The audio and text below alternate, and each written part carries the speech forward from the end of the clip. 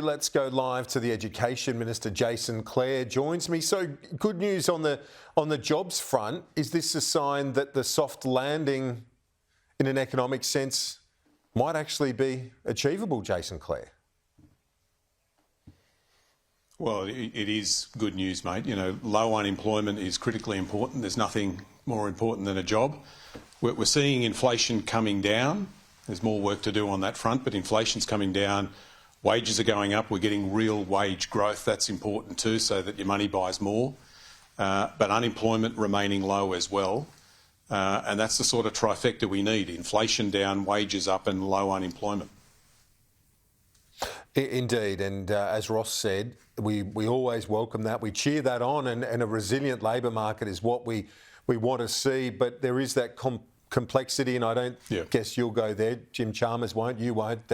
On the RBA, that's their deliberations, but it's part of the mix, isn't it? They look at this number when assessing the overall strength of the economy and where to move in trying to get that inflation back within the band.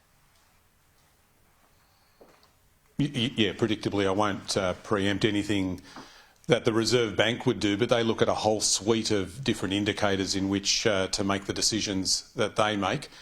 Our job is to make sure that we're making the right investments in the budget to make sure that we're getting inflation down, but we're also helping to get wages growing and keep unemployment low. And you're seeing evidence of that in that data today.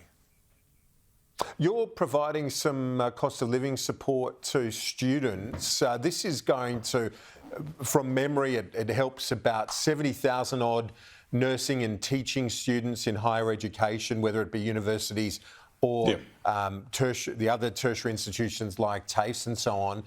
Can you give our viewers a sense, will this help boost the number studying? Will more people, young people, sign up to be a teacher or a nurse as a result?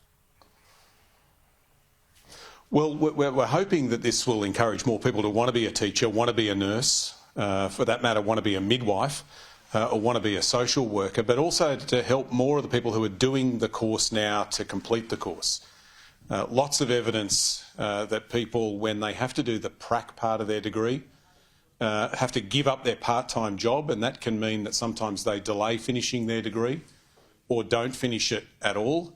So we need more people to enrol. We also need more people to complete their courses. And in the budget, for the first time ever, the Commonwealth has committed to providing a financial payment to support teaching and nursing and social work students while they do their practical part of their degree. To give you, a real-life example, I spoke to a nursing student the other day who said she's at uni about 20 hours a week, and then she works at the local hospital being paid as an assistant in nursing when she's not at uni.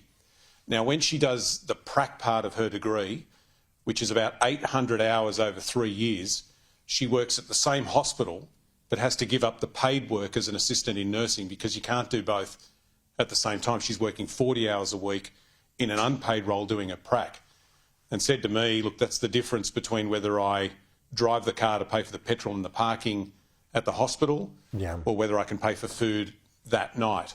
So, you know, there's lots of evidence that there's students that are dropping out or not completing or delaying completing their nursing and teaching degrees here, and that paid prac can be a really important aid in helping to encourage more people to be a teacher, to want to be a nurse, and then to finish their degree. Yeah, well, they are life changers, aren't they? Such a crucial career choice. And just finally, before you go, we've seen the opposition leader, a real shift in terms of his approach, in terms of, saying he's not going to honour that 2030 target that your government put in place. They voted against it in the parliament. Was this really a surprise when it eventuated from the coalition this week? It's just a mess, mate. They're telling us that they're going to put nuclear reactors around the country, but they won't tell us where they are. And now they're saying that they'll have a different 2030 target, but they won't tell us what that is until after the next election. I guess what I would say is we always knew that Peter Dutton didn't take this seriously. Scott Morrison pretended to. Peter Dutton is pretty clear here that he's not taking this seriously. But how can you trust somebody how can you trust them enough to vote for them to become the Prime Minister of Australia if he won't tell you what he'll do until after the election? You know, we had a referendum last year where Peter Dutton said, where's the detail? And he said, if you don't know, vote no.